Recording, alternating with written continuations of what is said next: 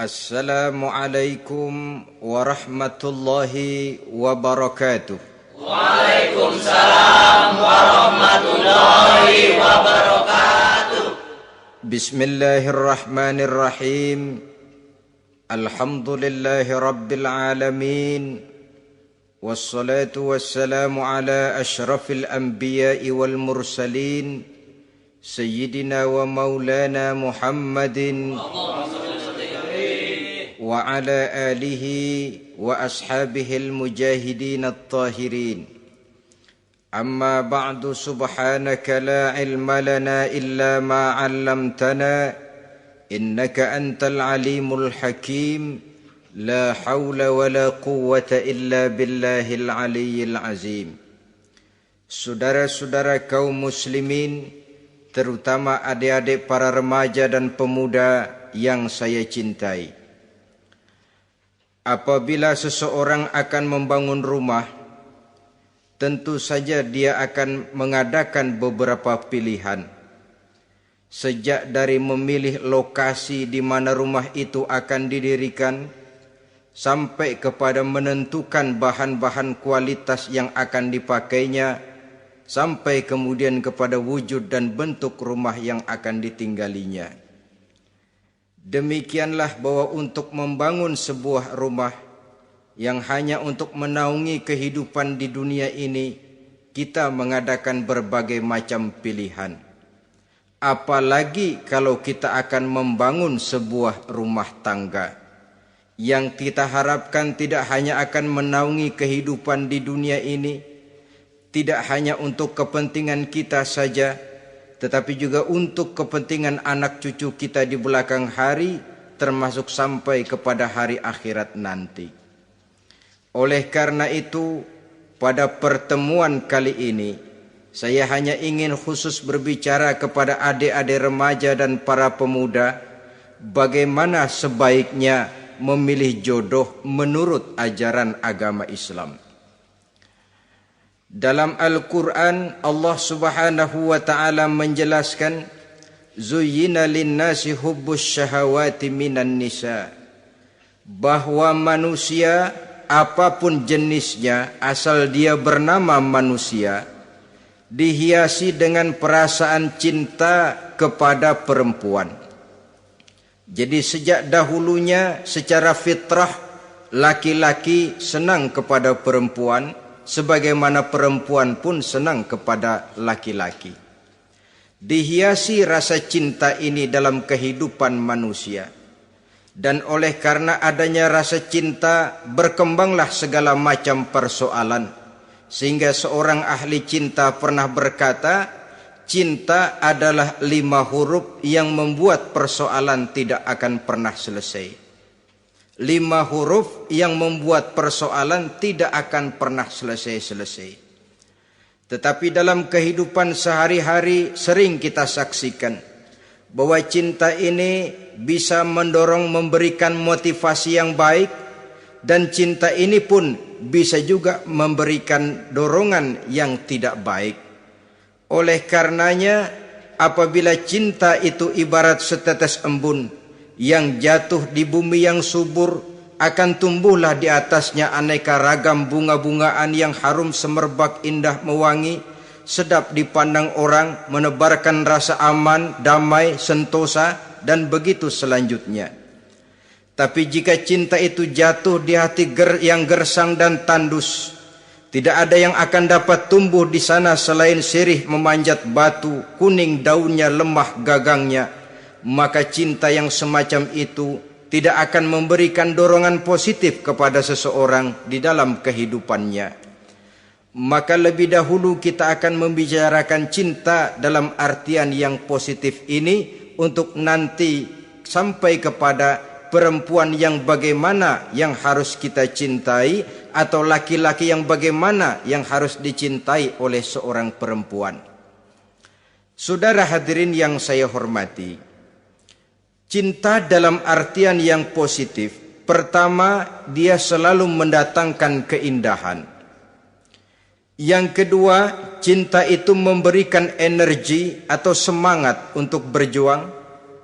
Dan yang ketiga, cinta itu selalu membawa resiko dalam bentuk pengorbanan. Maka cinta yang positif pertama melahirkan keindahan. Disinilah orang memerlukan filter atau saringan. Sebab keindahan yang didasarkan karena cinta itu merupakan satu keindahan yang relatif saja. Boleh jadi karena indah orang jadi cinta, boleh juga jadi karena cinta segala sesuatu terasa jadi indah. Namun bagaimanapun juga, kalau hati sudah diliputi oleh rasa cinta, segalanya akan terasa menjadi indah. Cinta itu adalah keindahan. Yang kedua, cinta itu energi, melahirkan dorongan dan semangat. Yang lemah bisa menjadi kuat, yang takut bisa menjadi berani, yang jauh jadi terasa dekat. Itu semua karena dorongan cinta. Dan dari energi ini lahirlah yang ketiga, bahwa cinta adalah pengorbanan. Sehingga orang berkata, berani bercinta artinya harus berani berkorban. Takut berkorban, jangan bercinta. Kalau cinta ini kita salurkan kepada nilai-nilai agama umpamanya, yang pertama, cinta mendatangkan keindahan. Kita cinta kepada agama, maka apapun yang diperintahkan oleh agama akan terasa menjadi indah. Solat akan terasa menjadi indah, puasa terasa menjadi indah, zakat terasa menjadi indah, jihad pun akan terasa menjadi indah. Persis kalau kita cinta kepada seorang gadis. Jika kita cinta kepada seorang gadis, apanya saja akan kelihatan menjadi indah.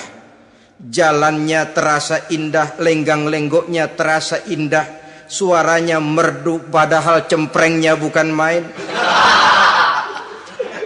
Seluruhnya akan mendatangkan keindahan karena dasarnya sudah cinta. Cinta membawa kepada keindahan.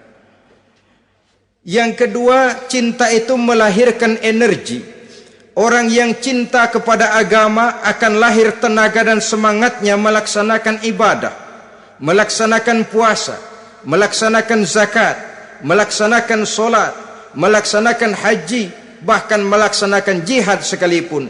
Cinta selamanya menimbulkan energi dan semangat. Sama saja dengan kita apabila jatuh cinta kepada seorang gadis, walaupun rumahnya jauh, katanya, gunung pun akan kudaki, lautan pun kuseberangi. Untuk apa itu? Untuk menemui apa yang kita cintai. Cinta selamanya melahirkan energi. Capek tidak terasa, lelah tidak terasa, semuanya tertutup oleh keindahan yang bernama cinta. Lalu yang ketiga, cinta membawa pengorbanan. Apabila kita cinta kepada agama, maka pengorbanan terhadap apapun yang diminta oleh agama, baik itu pengorbanan waktu, tenaga, pikiran, harta, bahkan pengorbanan nyawa sekalipun, kita tidak akan berat melaksanakannya karena cinta kita kepada agama yang kita anut ini. Demikian juga cinta kita kepada seorang perempuan akan membuat kita rela berkorban. Apapun yang dia minta, jangankan kita tidak mampu, jangankan kita mampu, kita tidak mampu sekalipun, kita masih berusaha untuk mampu guna memenuhi tuntutan si buah hati belahan jantung. Kadang-kadang malam minggu si doi ngajak nonton. Umpamanya duit tidak ada, gajian belum, kerja enggak. Timbullah inisiatif, entah sepatu kita jual ke tukang loa, entah celana mampir dulu ke tempat lain. Yang penting kita berkorban untuk memenuhi permintaan si buah hati belahan jantung. Ketika itu pengorbanan sudah tidak kita rasakan lagi. Bahkan pengorbanan yang paling pedih sekalipun, dalam gurau, dalam bercanda misalnya, dicubit kita oleh kekasih kita, pedih bukan main, terkelupas kulit, mengalir darah, bukan nangis, nyengir. malah kadang-kadang minta tambah dicubit lagi. Itulah romantikanya cinta, sanggup membuat orang berkorban, melahirkan energi dan semangat, menambah keindahan dalam kehidupan, sepanjang dia dalam artian yang positif. Kalau demikian masalahnya, di dunia yang penuh dengan perbenturan nilai sekarang ini, orang sering salah jalan bagaimana memilih jodoh untuk membangun rumah tangga yang bahagia. Jangan lupa bahwa membangun rumah tangga ini bukan hanya untuk 1-2 bulan, bukan hanya untuk 1-2 tahun, bahkan bukan cuma untuk kehidupan dunia, lebih daripada itu pun untuk menunjang kebahagiaan di akhirat. Oleh karenanya, memilih jodoh bukan satu hal yang mudah, bukan satu hal yang bisa dilaksanakan sambil lalu, tetapi memerlukan penelitian, memerlukan pengamatan yang mendalam. Apa petunjuk agama tentang itu? Dengan kata lain, bagaimana seharusnya seseorang memilih jodoh dalam kehidupannya?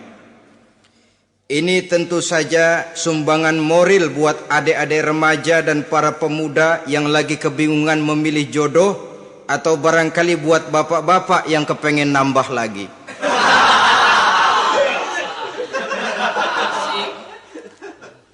Mohon maaf kepada ibu-ibu, saya tidak menganjurkan, cuma ngajarin. Yang pertama, menurut Nabi, nikahilah perempuan itu karena rupanya, karena hartanya, karena keturunannya, dan karena agamanya. Ada 4 motif utama di sini. Pertama, memilih jodoh, lihatlah rupanya. Lagian siapa yang kepengen dapat jodoh rupanya nggak karu-karuan? Cari rupa yang cantik, indah, dan menawan. Namun jangan lupa, saya katakan di zaman di mana sering terjadi benturan nilai seperti sekarang ini, orang sulit untuk mendapatkan keaslian. Di mana teknologi sudah sedemikian canggih, di mana ilmu kedokteran sudah sedemikian maju, maka berbagai macam rupa bisa dibentuk dengan apa yang dinamakan operasi plastik misalnya. Yang pesek bisa dibikin mancung, kuping yang kelebaran bisa dibikin sedang, pipi yang kembung sebelah bisa dibikin rata, janggut yang tidak menarik bisa dibikin bak lebah bergantung katanya. Oleh karena itu, kalau pilihan hanya tertuju kepada rupa yang cantik saja semata-mata, kita sudah melakukan satu kesalahan yang sangat besar. Sebab apa? Diperingatkan oleh Nabi melalui hadis Ibnu Majah, Bazar dan Baihaqi dari Ibnu Umar. Janganlah kamu kawini seorang perempuan karena kecantikannya, sebab kecantikan boleh jadi akan mencelakakan. Jangan juga kamu kawini perempuan karena hartanya, sebab kekayaan biasanya akan mendatangkan kesombongan. Tetapi kawinilah karena agama dan akhlaknya, karena itulah yang akan membawa kepada kebahagiaan. Saudara-saudara kaum muslimin, terutama adik-adik remaja dan para pemuda, dikala usia puber, apalagi mata baru terbuka, awal balik namanya, remaja sering kehilangan filter. Pokoknya asal ngelihat rupa yang sudah lemot, denok, geboy, pikiran pun hanyut, malam terkenang, siang terbayang, tidur tak nyenyak, makan tak enak katanya, selalu terbayang wajah si doi. Dikala itu orang kehilangan pertimbangan bahwa rupa yang cantik kadang-kadang sering menipu. Diriwayatkan oleh Imam Ibnu Abbas, satu hari ketika sedang kumpul dengan para sahabat, lewatlah orang dengan potongan potongan orang kaya. Kelihatan kan, orang kaya sama orang miskin jalannya aja lain kan? Jalannya saja, jangan gaya hidupnya, jalannya saja lain. Orang kaya, Kelihatan kan, orang kaya sama orang miskin jalannya aja lain kan? Jalannya saja, jangan gaya hidupnya, jalannya saja lain. Liwat dia. Rasul bertanya kepada seorang sahabat, menurut pendapatmu bagaimana orang yang lewat itu? Kata sahabat, oh yang lewat ini ya Rasul, kalau dia meminang perempuan pasti diterima. Kalau dia menolong orang pasti berhasil. Kalau dia ngomong pasti didengerin. Kenapa? Orang kaya. Orang kaya ya Rasul. Kalau dia minang, perempuan mana yang kagak bisa menerima kalau dipinang oleh orang kaya? Biar mukanya udah belipet kayak dompet tanggung bulan. Kalau memang duitnya banyak, nggak kelihatan tuh muka yang belipet. Yang kelihatan duit. Kalau dia nolong orang, pasti berhasil apa yang dia tolong itu.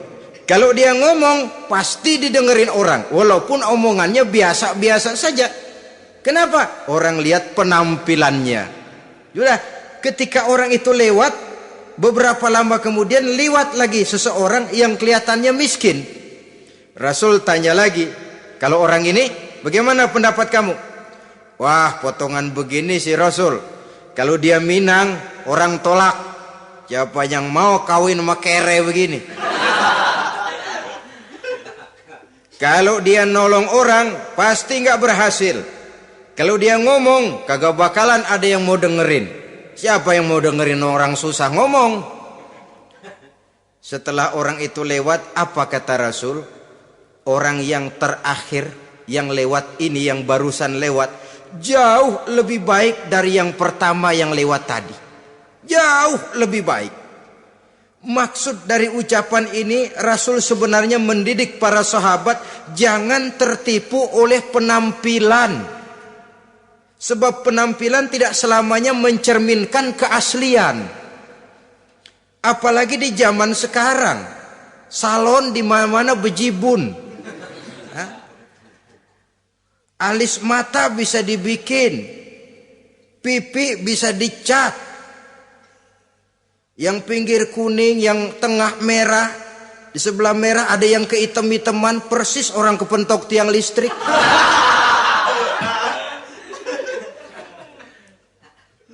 Kecantikan yang artifisial, kecantikan yang bukan alami. Karena itu silakan saja cari yang cantik, tapi jangan terpaku sampai di situ. Sebab kecantikan di samping dia mudah berubah oleh pergeseran masa dan pertukaran waktu, ternyata penampilan tidak selamanya mencerminkan keaslian. Lain hari seorang sahabat pernah mengadu, "Ya Rasul, ada apa? Inna imraati la turaddu yadul lamis." Ya Rasul, istri saya tidak pernah menolak tangan orang laki yang menjamahnya, mengajak salaman kepadanya. Apa jawab Rasul? Ceraiin aja. Tapi hati saya berat ya Rasul, saya cinta betul sama dia. Ya kalau hatimu berat, jaga dia baik-baik.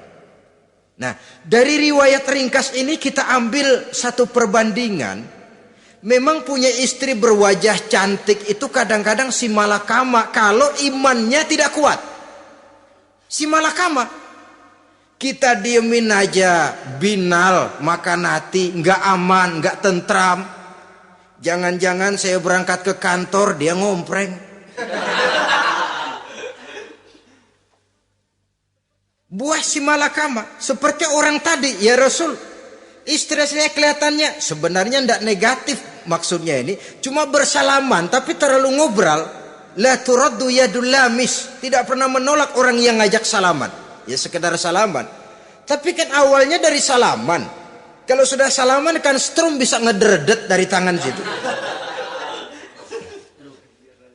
Kata Rasul sederhana saja. Ya kalau memang begitu ceraiin. Saya nggak kuat Rasul, saya cinta betul sama dia. Kalau kau tak kuat berpisah dengan dia, jagalah dia baik-baik. Ajar, didik, tanamkan rasa keagamaan di dalam hatinya. Saudara-saudara kaum muslimin, Jadi rupa yang cantik tanpa didasari oleh nilai-nilai agama akan membuat seorang suami di rumah tangganya seperti si malakama. Seperti berhadapan dengan buah si malakama kalau tidak diiringi dengan nilai-nilai moral yang luhur dan bekal agama yang tangguh. Akan pergi jauh dari rumah rasanya tidak aman, sedangkan di rumah saja siapa yang akan mencari nafkah? Dan begitu selanjutnya. Orang tadi jelas berhadapan dengan buah si malakama.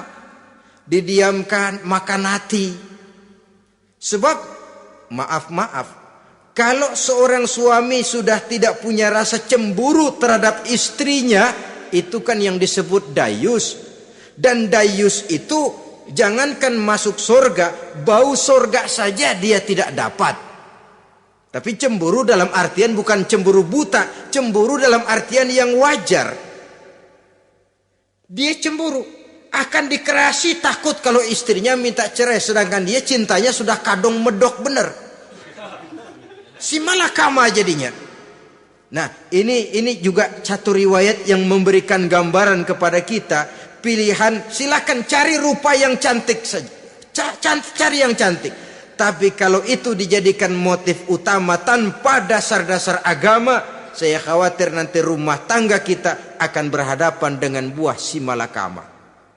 Jadi adik-adik remaja, usaha, ikhtiar, cari yang cantik, yang kira-kira nggak membosenin, supaya kita betah tinggal di rumah, supaya kita merasa ada tempat berbagi rasa, ada tempat kita bernaung. Sebab kalau nyari bini sebini-bininya mah, ya jodoh di tangan Tuhan, kagak usah nyari juga ntar datang diri umpamanya. Iya, kalau yang datang peot. Orang harus berusaha walaupun pada akhirnya jodoh toh memang ditentukan Allah. Kan 3 hal yang kita tidak bisa menentukan itu katanya. Maut, rezeki, jodoh. Itu yang masuk mysterious problem. Problem yang misterius. Maut, misterius. Kapan kita mati, kita sendiri tidak tahu. Tahun depan, 50 tahun lagi, 100 tahun lagi, tidak pernah seorang pun diberitahu.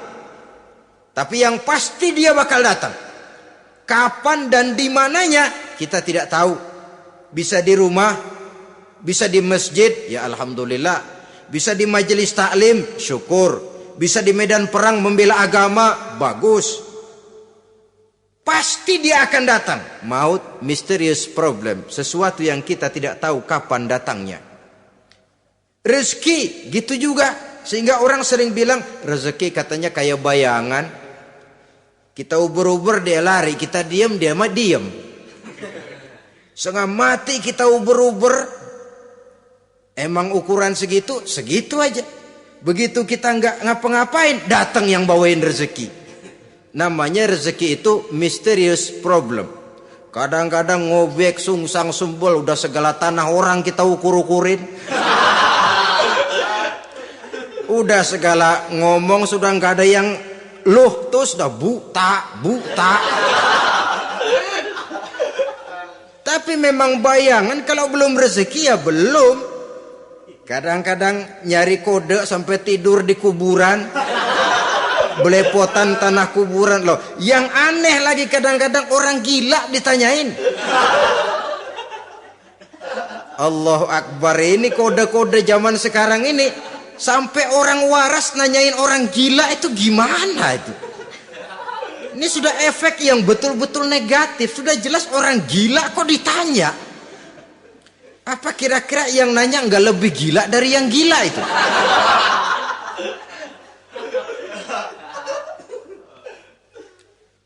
Saudara-saudara kaum muslimin, terutama adik-adik remaja dan para pemuda, jadi silakan saja cari rupa yang cantik, karena dia akan jadi tautan hati, buah hati belahan jantung, tempat kita berbagi rasa, tempat kita pulang dan tinggal di rumah tangga kita. Tapi hendaknya kecantikan rupa itu diiringi juga dengan kecantikan budi. Karena itu cari rupa yang cantik. Ini pilihan utama. Yang kedua, kata Nabi, harta. cari yang kaya. Tetapi jangan lupa, jangan dijadikan pilihan utama, karena kekayaan sering mendatangkan kesombongan. Apalagi kalau seorang pemuda mendapat istri orang kaya, hidupnya dimodali oleh istrinya, maka biasanya wibawanya sebagai seorang suami akan hilang. Akhirnya komando di tangan istri. Dikala itulah suami tidak lebih daripada prajurit yang taat kepada komando istrinya. Padahal menurut konsep Quran, ar-rijalu qawwamuna 'alan nisa, laki-laki diciptakan sebagai pembimbing bagi perempuan. Kalau nanti suatu saat terjadi benturan, sedangkan modal diberikan oleh istri, terjadilah pengungkitan. Kata istrinya apa? Lu jangan bertingkah, lu kan kawin sama gue, modal lu kolor doang.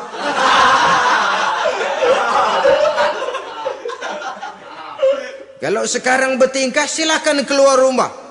Bawa seperti engkau datang dulu, jangan bawa apa-apa. Pergilah seperti engkau datang dulu kemari. Hilanglah wibawa seorang suami.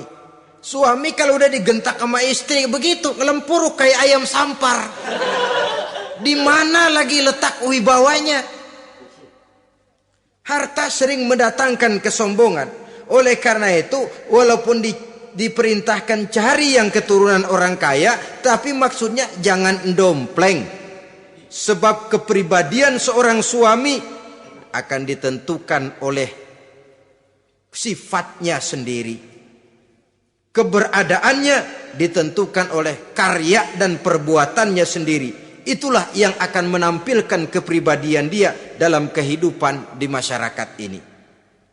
Saudara-saudara kaum muslimin, terutama adik-adik remaja dan para pemuda, kan kadang-kadang di zaman sekarang kan kelas-kelas gigolo, playboy ya, nyari tante-tante kesepian, mejeng-mejeng di pinggir-pinggir jalan dengan harapan apa? Ya barterlah, tukar tambah, nah, supaya dapat rokok, dibelikan pakaian, motor dan sebagainya. Tapi yang jelas hilang harga diri sebagai laki-laki, dan itu yang paling mahal.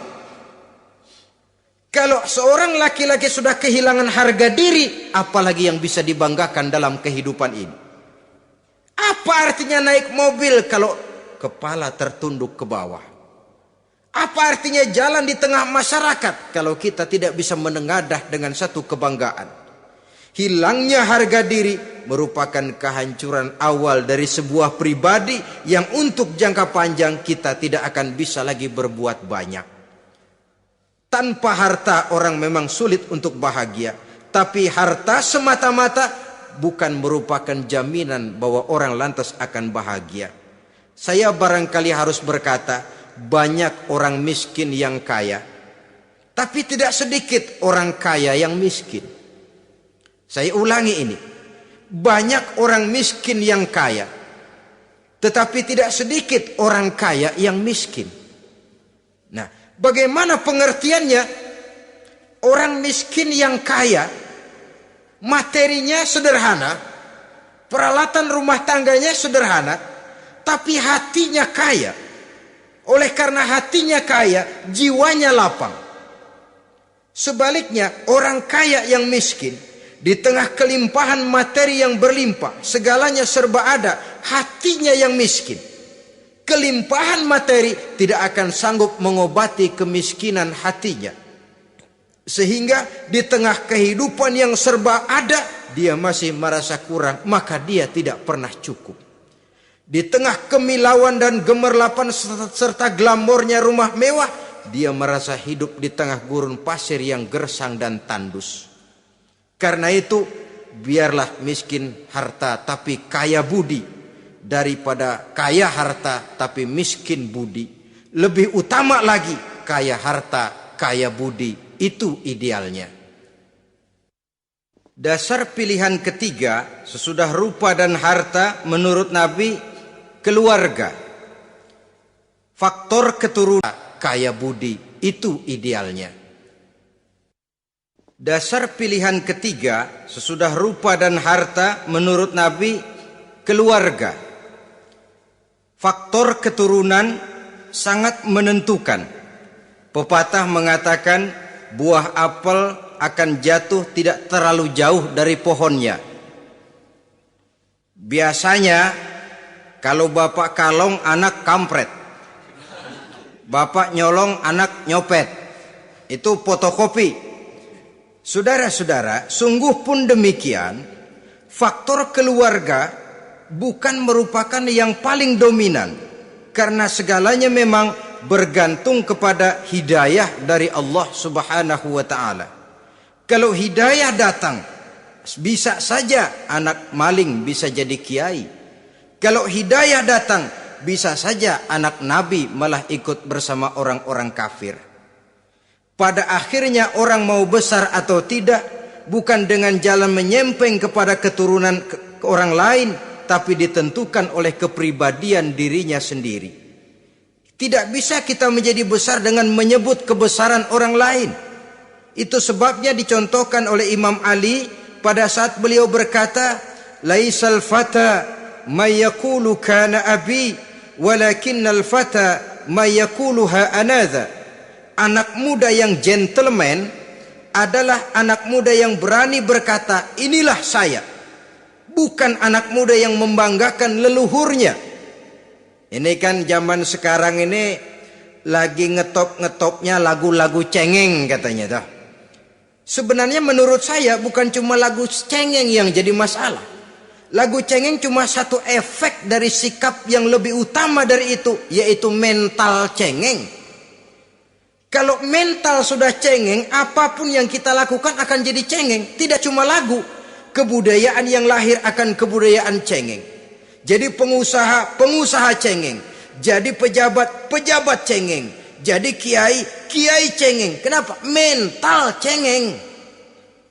Di antara mental cengeng itu apa? Mengandalkan fasilitas atasan.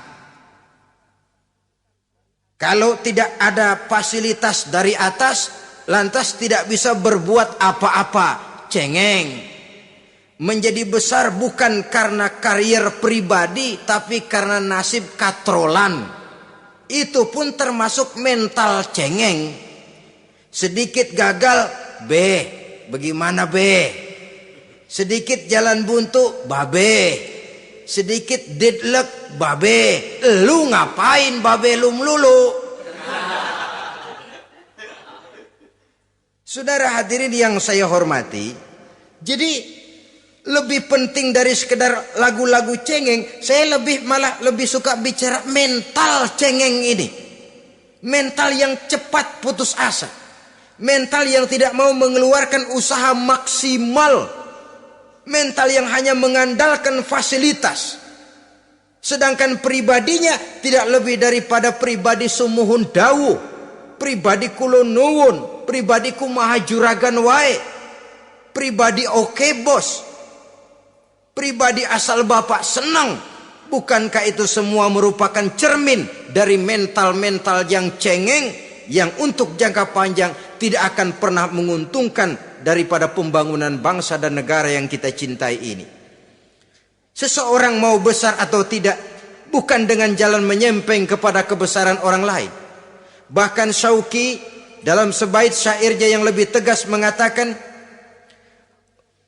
"Wa syarrun nasi zu khumulin iza fakhartahum zakarul jaduda wa syarrun nasi wa khairun nasi zu syarafin qadimin aqama li nafsihi syarafan jadida."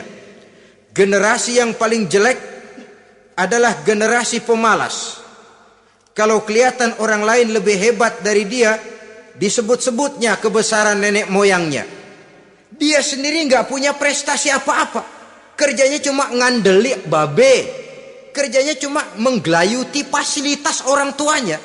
Tanpa itu dia tidak akan punya nilai dan harga sama sekali. Ini generasi paling jelek.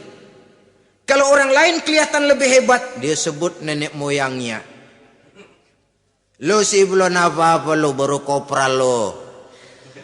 Engkong gua no, Komandan Hansip. Engkong. Engkongnya yang disebutin. Dia sendiri tidak punya prestasi apa-apa. Jadi silahkan saja cari gadis dari keturunan keluarga yang baik-baik. Tapi jangan jadikan tendensi utama, jangan dengan niat untuk menyempeng kepada kebesarannya. Tapi paling tidak dengan niat agar mudah-mudahan dari benih yang baik ini akan lahir keturunan-keturunan yang baik pada akhirnya nanti. Itu yang kita harapkan. Bukan lalu dengan pertimbangan, weh mertua gue bos nih, kali aja begitu gue kawin jam mampus. Ini semua warisan kan jatuh kemari semua. Kalau itu niatnya sudah jelas salah.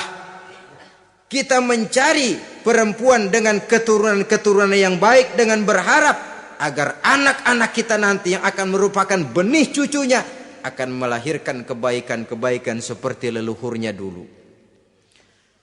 Saudara, pilihan yang keempat kata Nabi, agama. Ini yang paling inti. Kenapa? Agama itu motivasinya moral. Di sini segalanya ditentukan. Rupa yang baik, harta yang banyak, keluarga yang luhur. Kalau sudah dilandasi oleh agama yang rapuh, bahkan tidak beragama sama sekali, ketiga hal di atas tadi hanya akan mendatangkan malapetaka. Sekarang kan kita tertipu oleh penampilan. Padahal penampilan belum tentu kenyataan. Di jalan-jalan kita akan lebih terpesona melihat gadis pakai miniskirt di atas lutut ketimbang kita melihat gadis-gadis yang pakai jilbab. Kalau sudah pakai jilbab keliwat, yang usil banyak banget. Bau sorga nih. Bau sorga katanya. Tapi kalau sudah yang pakai miniskirt itu yang lewat, itu dari ujung ke ujung mata kagak mau kedip. Laler nemplok di mata kagak dirasain. Kita terpesona oleh penampilan zahir, padahal penampilan belum tentu memantulkan hal yang sebenarnya. Tapi memang itulah watak manusia. Watak manusia, saya katakan manusia tanpa kecuali. Tetapi bergantung kepada pemikiran jangka pendek atau jangka panjang. Kalau jangka panjang yang kita pikirkan, ya tentu kita tidak akan mudah terpesona oleh hal yang zahir. Sampai-sampai Quran sendiri mengatakan budak yang hitam legam tapi beriman itu lebih baik daripada orang-orang musyrik walaupun cantik, denok, lemot, geboy. Ada lagi nggak bahasa yang lebih dari itu? Cantik, denok, lemot, geboy, bahenol, nerkom. Tapi kafir masih lebih baik budak yang hitam legam sekalipun. Kalau dia beriman. Kenapa? Rumah tangga untuk jangka panjang. So itu Islam tidak membolehkan kawin campuran dengan lain agama. Walaupun ada ayat yang mengatakan boleh kawin dengan ahlul kitab, tapi sebagian mufassir menjelaskan bolehnya kawin dengan ahlul kitab itu dalam kondisi darurat. Dalam kondisi normal tidak bisa. Kenapa? Kalau sudah berlainan agama, akan terjadi kerancuan rumah tangga untuk jangka panjang. Bagaimana membina dalam keharmonisan di rumah tangga? Bagaimana nasib anak-anak nanti? Kadang-kadang ada keluarga, kami sih keluarga modern. Anak-anak kami berikan kebebasan untuk milih agama apa saja. Bapaknya Islam, istrinya Kristen, anaknya ada yang Hindu, Buddha. Bagus nih, keluarga pecel namanya. Bagaimana keluarga modern bisa seperti itu? Padahal seorang suami bertanggung jawab di hadapan Allah. Dia akan ditanya tentang istrinya. Dia akan dimintakan pertanggungan jawab tentang anak-anaknya. Kalau istri kita berlainan agama, mungkin terjadi pengkaplingan. Pokoknya kalau anak perempuan ikut ibu, anak laki ikut bapak. Administrasi dunia bisa begitu. Tapi akhirat, pertanggungan jawab di hadapan Allah. Bisakah kita, sorry aja Tuhan emang janjinya begini. Saudara hadirin yang saya hormati, oleh karena itu budak legam hitam kalau beriman masih lebih baik daripada orang-orang yang tidak beriman walaupun cantik dan mempesona. Kenapa? Ini faktor agama. Ya, buat 1-2 bulan bisa terwujud rumah tangga yang tentram. 2-3 tahun mungkin masih bisa bertahan, tapi sampai kapan? Sampai kapan itu akan terwujud? Pada akhirnya akan muncullah dilema yang akan sulit buat diatasi. Oleh karenanya motif agama dijadikan stres oleh Nabi. Fazfar bizatiddin taribat yadak. Pilih agama sebagai titik sentral, sebagai pilihan utama. Kalau agamanya kuat, walaupun rupanya sederhana, tapi karena nilai agamanya kuat, dia bisa menyenangkan hati suaminya. Dia bersolek untuk kepentingan suaminya. Dia taat kepada suaminya. Harta, dia anak orang kaya untuk membantu perjuangan suaminya. Tapi kalau tidak ada modal agama, rupa yang cantik bisa menyengsarakan suami. Apalagi kalau suami kere. Istrinya sudah cantik, kaya ataupun tidak kaya kadang-kadang. Udah, suaminya suruh ngempuk di rumah, bininya yang kerja. Ya kalau kerja mendingan kalau dikerjain itu.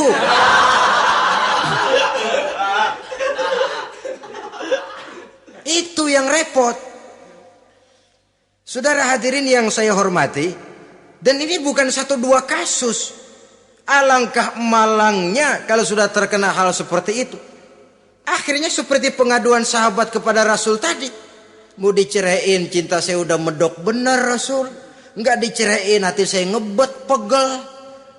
Si malakama akhirnya. Jadi oleh karenanya agama. Kalau dia cantik, walaupun miskin, agamanya kuat, dia bisa memelihara kehormatan diri. Dia kaya, agamanya kuat, hartanya disalurkan di jalan Allah. Karena itu agama jadikan pilihan utama. Dan ukuran agama itu bukan cuma jilbab loh. Ya kadang-kadang ada juga yang jilbabnya nggak pernah lepas, tapi kadang-kadang akhlaknya lebih binal dari yang kribo. Ada cuma sekedar kamuflase saja, itu pun penampilan. Sekedar penampilan saja. Cuma dari segi aurat ya memang lebih baik dan lebih utama. Dan saya kira lebih mengundang penasaran toh. Duren kalau udah dibuka kan kelihatan isinya. Emang udah begitu. Udah. Tapi kalau masih rapat, itu yang rasanya kita pengen buka. Timbul tantangan. Gue pengen tahu isinya. Rasanya juga begitu. Sama saja dengan baju. Kalau dibungkus rapat di plastik, ditaruh di etalase, adanya di toko serba ada. Tahu kita barang mahal nih. Biar punya duit, kita mau nawar ragu-ragu, takut nggak cukup. Tapi kalau barang sudah dibuka di jalanan, diobral di pinggir jalan, murahan, 1.003 masih dicampur odol. Yang begitu sih biar nggak punya duit, kita berani banget nanya, nawar, megang lagi nyemek. Berat duit nih bang. Kenapa? Barang sudah terbuka. Jadi saudara-saudara, syukur kalau keempat-empatnya ini jodoh terkumpul dalam jodoh yang saudara cari. Sudah rupanya cantik, kaya, keturunan orang baik-baik, agamanya kuat. Nah, surga dunia tuh. Yang begitu cari. Kalau ada yang begitu, saya juga mau nambahin satu lagi.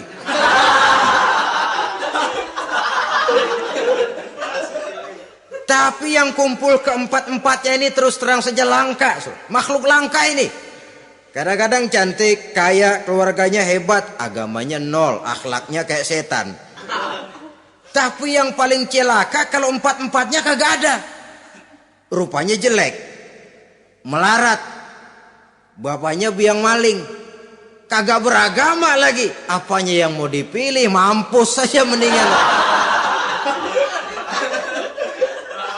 Sudah nggak ada pilihan sama sekali tuh. Sudah nggak ada pilihan sama sekali. Saudara hadirin yang saya hormati, terutama adik-adik remaja. Nah, lalu apa motivasi agama dalam pembinaan ini apa?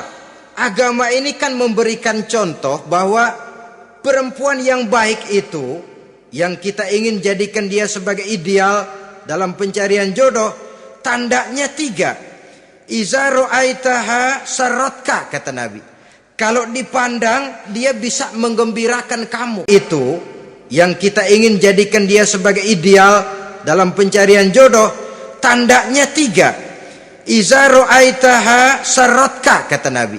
Kalau dipandang dia bisa menggembirakan kamu. Kan ini yang penting buat seorang suami. Kalau saudara nanti jadi suami, punya istri yang jadi partner setia mendampingi suaminya.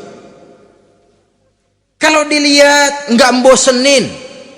Kenapa? Dia berdandan untuk nyenangin hati suaminya. Nggak bosenin. Kan kadang-kadang ada bini kalau kita pulang demek aja fotonya.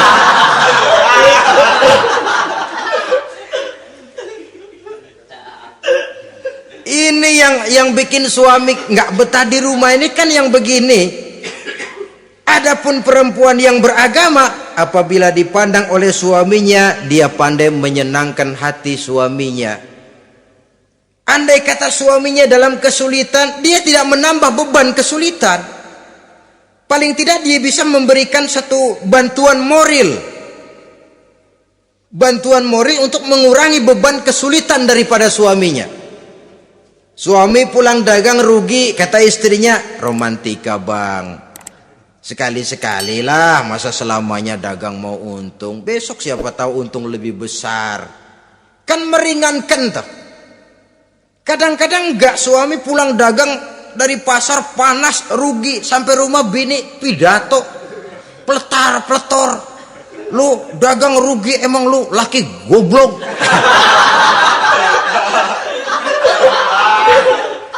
Sudahlah di pasar rugi, di rumah digoblok-goblokin. Ini nanti kena penyakit broken home yang begini ini. Padahal kesuksesan di kantor, kesuksesan di pasar, kesuksesan di medan tugas selalu dimulai dari kesuksesan dan ketenangan dari rumah tangga. Dia berhias untuk kepentingan suaminya, tidak terlalu berlebihan, dan suaminya pun pandai menghargai istrinya dengan kata-kata yang menimbulkan gairah dan semangat. Melihat istrinya bersorak, kamu makin cantik saja.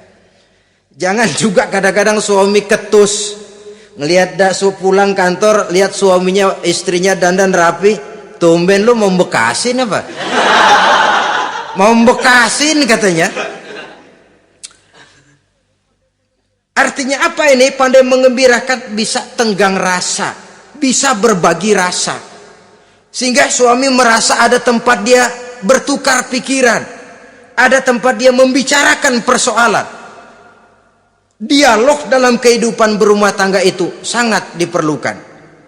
Iza ra'aitaha sarratka, kalau dipandang dia sanggup mengembirakan kamu. Dikasih uang 500 senyum, 5.000 pun ketawa, menggembirakan. Dia bisa taruh kata hatinya kesel, tapi mulutnya senyum. Nah ini yang sulit ini, senyum tapi kesel, kesel tapi senyum. Kadang-kadang istri itu kan kalau sudah kesel, suami pulang nggak bisa dia menyembunyikan kekesalannya. Dari jauh suami sudah lihat ini yang nyambut, ini bemo ini. Udah monyong serem. Saudara hadirin yang saya hormati, yang kedua, bila diperintah dia taat. Ini pengaruh agama. Sehingga Nabi mengatakan, "Lau amartu li ahadin ayyasjuda ila ghairiha, la amartul mar'ata litasjuda ila zawjiha likibari haqqihi 'alaiha." Andai kata saja boleh aku memerintahkan manusia untuk sujud kepada sesama manusia, pastilah aku perintahkan perempuan untuk sujud kepada suaminya. Kenapa? Karena besar hak suaminya kepada dirinya. Untung sujud kepada manusia tidak boleh. Andai kata boleh, perempuan disuruh sujud sama suaminya. Ini tidak perlu sampai sujud, cium tangan saja minta ridho suami. Kadang-kadang perempuan sekarang berat. Paling banter setahun sekali lebaran doang. Laki pulang sembayang tubruk, cium tangan, minta redo, nangis segala macam. 3 hari habis lebaran beras habis, monyong aja lagi.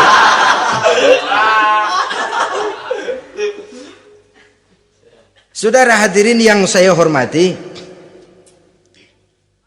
yang ketiga, akibat pengaruh agama, dia sanggup memelihara kehormatan diri dan sanggup menjaga harta suaminya.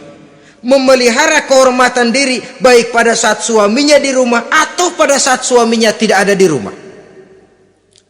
Satu riwayat, seorang sahabat akan pergi perang jihad di fi sabilillah. Ketika mau berangkat dia bilang kepada istrinya, saya mau berangkat perang. Kalau saya belum pulang kamu jangan keluar rumah. Baik bang. Pergi istrinya, pergi suaminya jihad. 1 minggu, 2 minggu berlalu, belum juga pulang. 1 hari datang utusan dari rumah orang tua si istri ini. Assalamualaikum bu. Waalaikumsalam. Ada apa? Ada berita kurang enak bu, orang tua ibu sakit parah, mohon tolong ditengokin. Apa kata si istri? Maaf saja, suami saya belum pulang dari medan perang. Saya belum dapat izin keluar rumah kalau dia belum pulang. Tolong sampaikan maaf saya kepada orang tuanya. Pulanglah utusan tadi. Besok balik lagi. Bu, ada apa? Udah Senin Kemis. Napasnya sudah sampai tenggorokan. Tolong tengokin buat terakhir kalinya bu. Suami saya belum pulang. Dia pesan kalau dia belum pulang saya jangan keluar rumah. Saya nggak bisa tengokin orang tua saya. Salam maaf saja. Pulang utusan itu. Besok balik lagi. Bagaimana? Sudah meninggal bu. Mau dikubur. Tengokinlah buat terakhir kalinya. Suami saya belum pulang. Saya belum berani keluar rumah kalau suami saya belum pulang. Itu janji saya sama suami saya. Pulanglah utusan ini ngadu kepada Rasulullah sallallahu alaihi wasallam. Ya Rasul, ini perempuan kelewatan benar. Dari orang tuanya sakit sampai sekarat, sampai mati, sampai dikuburin dia nggak nengokin. Memangnya kenapa? Suaminya katanya pergi jihad dan suaminya tidak mengizinkan dia keluar rumah kalau si suami belum pulang. Apa jawab Rasul? Marahkah beliau? Tidak, beliau senyum. Apa katanya?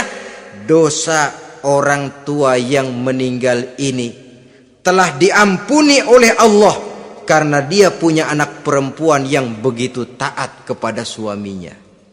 Allahu Akbar. Dosa orang tua yang sudah meninggal itu diampuni oleh Allah karena dia punya anak perempuan yang begitu taat kepada suaminya. Ketaatannya kepada suaminya menyebabkan dosa orang tuanya diampuni oleh Allah Subhanahu wa taala.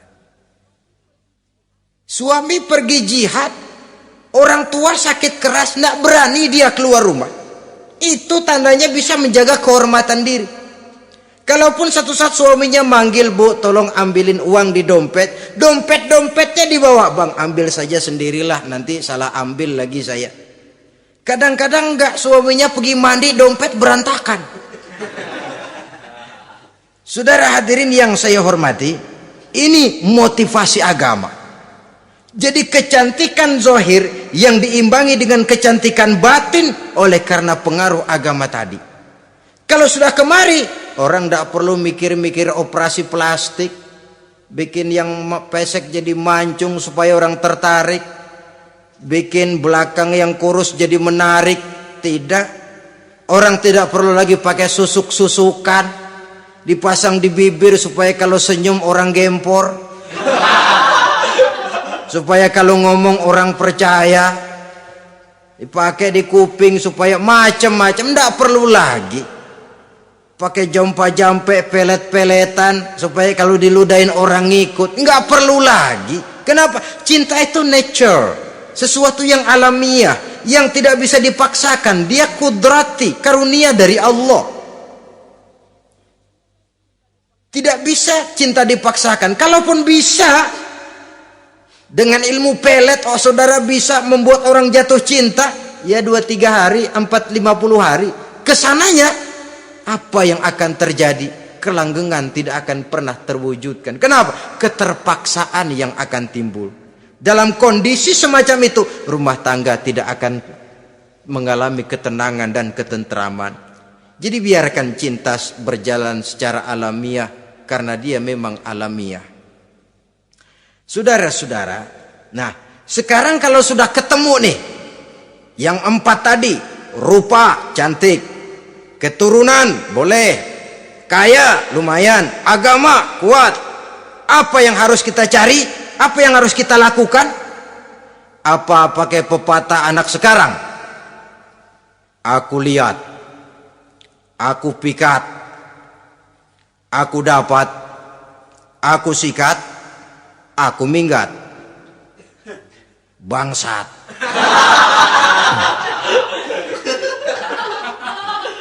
Itu kan ada moto cinta kilat begitu tuh.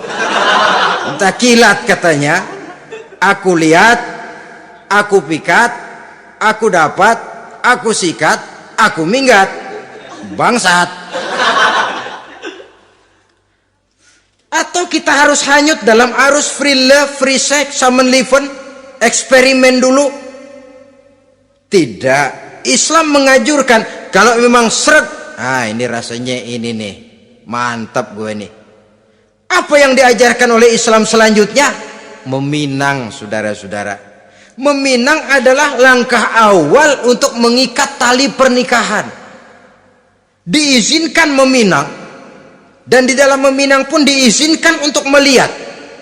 Cuma kalau boleh, ya syaratnya itu waktu melihat itu jangan sampai ketahuan si perempuan yang akan kita pinang itu. Untuk apa kita meminang? Pertama, untuk yakin bahwa perempuan yang kita inginkan ini sudah kumpul syaratnya, itu tidak ada cacatnya.